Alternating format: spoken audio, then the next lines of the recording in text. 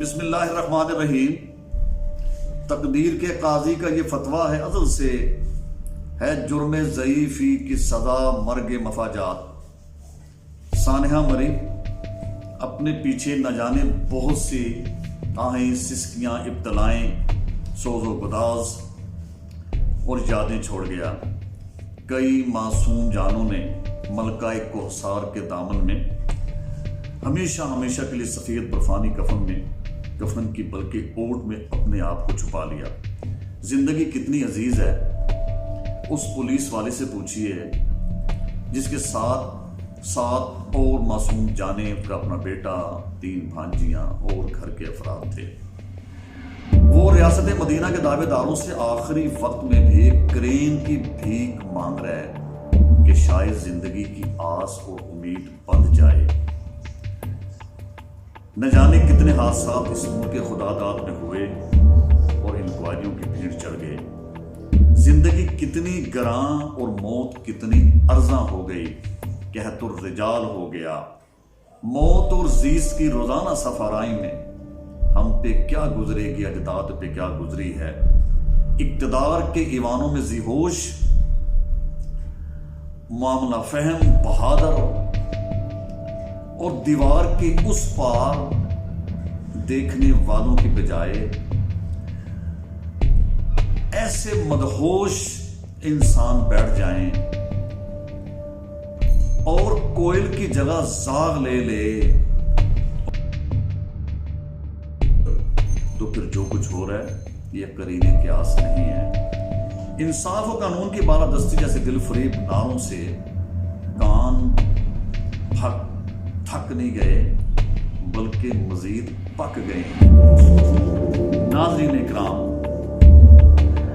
ابھی 2 ماہ نہیں ہوئے کہ وہ دل خراش واقعہ جو ایک سری لنکن معصوم کے ساتھ ہوا، ابھی تو اس کی دھول جمنے نہیں پائی تھی۔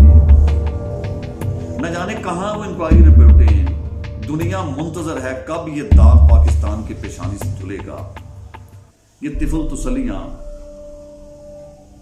اور یہ ریاکاری، یہ دل فریب نعرے، جن کا دین پیروی کذب و ریا ہے، ان کو ہمت کفر ملے، جرت تحقیق ملے۔ جن کے سر منتظر تیغ جفا ہیں، ان کو دست قاتل کو چھٹک دینے کی توفیق ملے۔ حکومتی نشریاتی ادارے چند ساعتیں پہلے 1 لاکھ سے زیادہ جو سیاح ہیں جو یعنی مری پہنچ جانے پر خوشی کے شادمانے بجا رہے تھے، شادماں تھے بڑے۔ سوال یہ ہے کہ ٹول پلازا والوں سے تو کوئی چیز مخفی نہیں ہے، ان سے پوچھا جا سکتا ہے۔ پھر دوسرا سوال یہ ہے کہ جب محکمہ موسمیات نے، میٹرولوجی والوں نے یہ خطرے کی گھنٹی بجا دی تھی تو پھر کیوں سرد موری دکھائی گئی؟ قسمت کی ستم ظریفی یہ نہیں ہے، قسمت کی ستم ظریفی یہ تو نہیں ہے کہ یہ حادثہ رونما ہو گیا اور ہمارے اقتدار ایوان میں بیٹھنے والے لوگ یعنی منتظر رہے۔ ستم ظریفی تو اس میں ہے کہ پاکستانی قوم کی لگامیں پچھلے کئی اشروں سے نااہل حکمرانوں کے ہاتھوں پر یرغمال بن کے رہ گئی ہیں۔ اقتدار کی لونڈی ہمیشہ کسی لونڈے کے ہاتھ میں نہیں رہتی۔ یہ جتنی مضبوطی سے اس کو پکڑا جاتا ہے، یہ اتنی ہی آسانی سے ہاتھوں سے پھسلتی چلی جاتی ہے۔ حکومت کے ایمانوں سے بار بار یہ اپیل کی جاتی ہے کہ خدا را، حکمران تو مائی باپ ہوتے ہیں، بڑے حوصلے کے مالک ہوتے ہیں، شیریں زبان ہوتے ہیں، اچھی گفتار کے مالک ہوتے ہیں، کردار بنتے ہی نہیں کردار سازی بھی کرتے ہیں، امر بالمعروف نہیں انل منکر ان کی ذمہ داری ہوتی ہے۔ ان سے بارہا اپیل کی گئی کہ دیکھیے، اگر تاریخ کے اوراق کو الٹ کر دیکھیے، پلٹ کر دیکھیے تو ہماری تو ماشاءاللہ بڑی اچھی خدائن بات ہے کہ ریاست کا دار و مدار اس کا مرکزی رحمت العالمین بنا دیا گیا ہے۔ تو پھر رحمت العالمین کے وہ واقعہ سنیے کہ اپنے سب سے ازلی دشمنوں کو بھی کیسے معاف کر دیا، ان سے صلح کے ہاتھ اور پھر یہ دیکھیں کہ آپ صلی اللہ علیہ وسلم کے چچا، سب سے عزیز چچا جن کی بڑی قربانیاں تھیں، حضرت امیر حمزہ جنہیں سید الشہداء کہا جاتا ہے، جس وحشی نے رضی اللہ تعالیٰ عنہ، جس وحشی نے بھالا مار کر ان کو نیچے گرایا، اس کو بھی آغوش میں لے لیا، اسے بھی معاف کر دیا، جس ہندا نے کلیجہ چبایا امیر حمزہ کا، اور آپ صلی اللہ علیہ وسلم تاب نہ لا سکے اور زمین پر آ گرے تھے، آپ صلی اللہ علیہ وسلم زمین پر تشریف فرما ہو گئے تھے، اتنا غم سے نڈھال ہو گئے تھے۔ فتح مکہ کے بعد وہ بھی عورت آتی ہے تو اس نے یہ کہا کہ کیا میرے لیے بھی گنجائش ہے؟ تو آپ صلی اللہ علیہ وسلم نے فرمایا ہاں، تو بھی معاف کی جاتی ہے۔ اس نے بھی کلمہ پڑھ لیا، اور آپ صلی اللہ علیہ وسلم نے یہ ضرور فرمایا کہ میرے سامنے کبھی نہ آنا، مجھے میرے چچا یاد آ جائیں گے۔ میں استدعا کرتا ہوں، ملک میں آگ لگی ہوئی ہے، ہر طرف افراتفری کا عالم ہے، ظالم دن دناتا پھر رہا ہے، مظلوم چھپتا پھر رہا ہے۔ شاید وہ آپ صلی اللہ علیہ وسلم کی حدیث پوری ہونے کو ہے کہ قرب قیامت میں مارنے والے کو یہ نہیں معلوم ہوگا کہ کس پاداش میں مظلوم کا قتل کر دیا، اور مظلوم کو یہ نہیں معلوم ہوگا کہ مجھے کس پاداش میں موت کی نیند سلا دیا۔ افراتفری کا عالم ہے، بے سکونی ہے، بے چینی ہے، کہیں معصوم بچیوں کو تہہ تیگ کیا جا رہا ہے، سریعام درندگی کا نشانہ بنایا جا رہا ہے، کہیں یہ جو ہمارے وارڈن پولیس والے ہیں، نوجوان نوخیز جوان ہیں، بچے ہیں، انہیں گولیوں سے بھون دیا جاتا ہے۔ یاد رکھیے، اللہ کا عذاب اچانک کبھی نہیں آتا۔ کبھی آپ نے دیکھا ہوگا شیر چیتے کو کہ کیسے وہ جو جس کو پنجابی میں اجڑ کہتے ہیں، بھینسوں کا، دمبوں کا، ہرنوں کا یہ جا رہا ہوتا ہے تو وہ امبوش لگاتے ہیں، قدم قدم چل کے آتے ہیں، ان کو پہلے علیحدہ علیحدہ کرتے ہیں۔ اسی طرح جب امتیں، قومیں، ملتیں انفرادی طور پر ظلم پر اتر آتی ہیں اور حکمران طبقہ چین کی بانسری بجا رہا ہوتا ہے، تو پھر اللہ کا عذاب اسی طرح قدم قدم چل کر آتا ہے، اور جب اجتماعی طور پر پوری کی پوری ملت اور جرم ضعیفی میں پڑ جاتی ہے، تو پھر اللہ کا عذاب اسی طرح ایمبوش لگاتا ہے۔ ڈریے اس وقت سے جب سارا نظام کائنات تلپت کر دیا جائے گا۔ قانون کی حکمرانی کے لیے اپوزیشن کو اعتماد میں لیجئے، اور جلد از جلد قانون کو آخری شکل دیجئے اور عدالتوں کے حوالے کیجئے تاکہ شرعی سزائیں سرعام دی جا سکیں۔ تبلیغ، اخلاقیات، ان کے اپنے اثرات ہیں، بارہا کہا جا چکا کہ سزاؤں کے اپنے اثرات ہیں۔ جب تک معاشرے میں دونوں چیزیں پیرالل نہیں چلیں گی، کبھی بھی امن چین نہیں آئے گا۔ انتخاب کو تقریباً 1.5 سال رہ چکا، خدا کے لیے کچھ کر گزریے، تاریخ میں امر ہو جائیں گے۔ آخر میں نام نہاد جمہوری ادارے جن کی تشہیر میڈیا کرتے نہیں تھکتا۔ جمہوریت ایک طرز حکومت ہے کہ جس میں بندوں کو گنا کرتے ہیں، تولا نہیں کرتے۔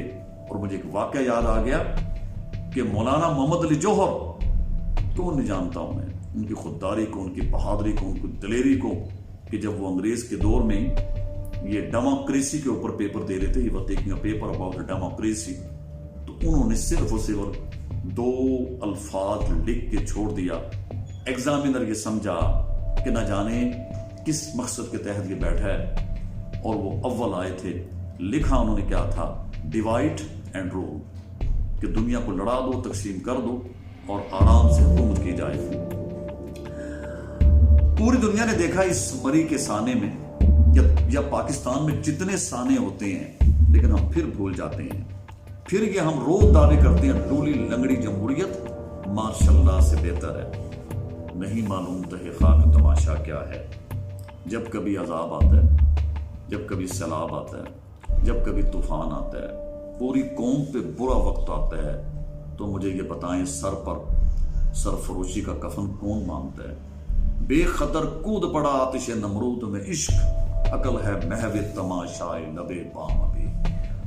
تو پھر مجھے یہ بتائیں، پوری دنیا نے دیکھ لیا کہ اگر عزم صمیم جوان ہو، پائے استقلال میں جنبش نہ آتی ہو، پائے ثبات میں کوئی لغزش نہ ہو، جرت رندانہ ہو، کفن پوش جوان ہو، سرفروش نصب العین، آہنی بوٹوں والے، آہنی حوصلوں والے، اور جن کا یقین اللہ کی ذات پر، جن کا ایمان ہے کہ اللہ خالق ہے، اللہ مالک ہے، وہ ہیں پاک آرمی کے جوان۔ ہاں، جنہوں نے اس گلشن کے تحفظ کی قسم کھائی ہے، خون دل دے کے نکھاریں گے رخ برگ گلاب، ہم نے گلشن کے تحفظ کی قسم کھائی ہے۔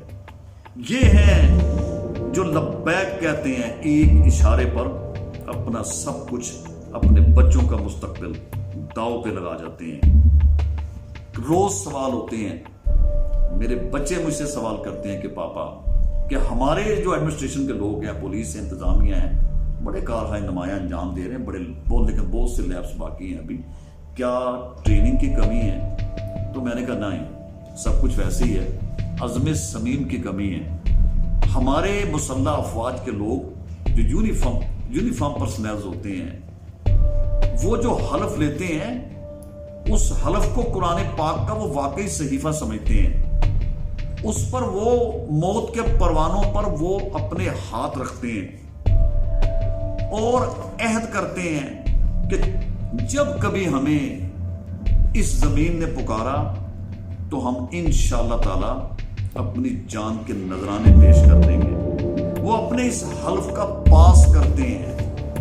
ان کی جو ٹریننگ و تربیت ہوتی ہے وہ سچ کی بنیاد پر ہوتی ہے، وہ جان فروشی کی بنیاد پر ہوتی ہے، ملک و ملت پر کٹ مرنے کی بنیاد پر ہوتی ہے، اور ان کا یہ عہد آخری دم تک قائم رہتا ہے، کیونکہ حلف لینے والے اور حلف دینے والے دونوں، ان کی تربیت، ان کی ٹریننگ اسی نہج پر ہوتی ہے اور وہ اس پر قائم رہتے ہیں۔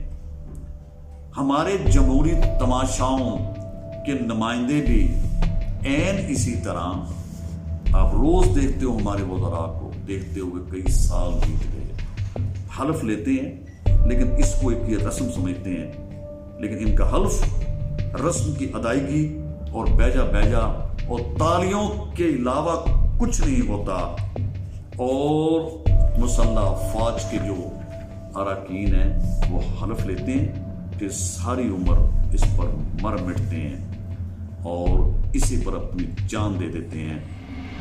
فیض احمد فیض کا یہ ترانہ سنیے۔ دربار وطن میں جب ایک دن سب جانے والے جائیں گے، کچھ اپنی سزا کو پہنچیں گے، کچھ اپنی جزا لے جائیں گے۔ اے خاک نشینوں اٹھ بیٹھو، وہ وقت قریب آن پہنچا ہے، جب تخت گرائے جائیں گے، جب تاج اچھالے جائیں گے۔ اب ٹوٹ گریں گی زنجیریں، اب زندانوں کی خیر نہیں، جو دریا جھوم کے اٹھے ہیں، تن کو سے نہ ٹالے جائیں گے۔ کٹتے بھی چلو، بڑھتے بھی چلو، بازو بھی بہت ہیں، سر بھی بہت، چلتے بھی چلو کہ اب ڈیرے منزل پہ ڈالے جائیں گے۔ اے ظلم کے ماتو لب کھولو، چپ رہنے والو چپ کب تک، کچھ حشر تو ان سے اٹھے گا، کچھ دور تو نالے جائیں گے۔ میں آخر میں بدست ہاتھ جوڑ کر اپنے حکمرانوں سے یہ کہتا ہوں کہ خدا کے لیے جلدی کیجئے، کہیں وقت ہاتھ سے نکل نہ جائے، جس معاشرے میں انصاف ختم ہو جاتا ہے۔ اور آپ صلی اللہ علیہ وسلم کا فرمان ہے کہ سب سے بہترین کلمہ یہ ہے، سب سے بہترین کلمہ ظالم حکمرانوں کے سامنے کلمہ حق ادا کرنا ہے، کلمہ حق پڑھنا ہے۔ تو میں استدعا کرتا ہوں، جلدی کیجئے، قانون بنائیے۔ ہم نے تو عہد کیا تھا کہ پاکستان کو ہم یعنی اسلامی ریاست بنائیں گے، کوئی قانون اس کے خلاف نہیں جائے گا۔ کیا آج تک اس پر عمل درآمد ہو سکا؟ یہ طفل تسلیاں بند کیجئے، ہیومن رائٹ سے مت ڈریے، یورپین سے مت ڈریے۔ ہماری عقل اور ہماری خواہش تو سامنے منظر کو دیکھ رہی ہے، جو اللہ تعالیٰ کے فیصلے ہیں، ان کے روحانی اثرات ہوتے ہیں، ان کے تکوینی اثرات ہوتے ہیں۔ کر گزریے، انشاءاللہ اللہ ہماری مدد کرے گا۔ آپ قوانین بنائیے، عدلیہ کا کام سزائیں دینا ہے، انتظامیہ کا کام عمل درآمد کروانا ہے، اور ہمارے ایوانوں کا یہی کام ہوتا ہے کہ پارلیمنٹ میں سارے لوگ بیٹھ کر بڑی خوش اسلوبی سے قوانین بنائیں۔ کوئی انکار نہیں کرے گا، شیریں گفتار بنیے، اچھی زبان استعمال کیجئے، لوگوں کو گلے سے لگائیے، ختم کیجئے۔ سیاستیں ہوتی رہیں گی، جس کے ماتھے پر یہ سجے گا اس کو اللہ اقتدار میں پھر لے آئے گا۔ اللہ حافظ۔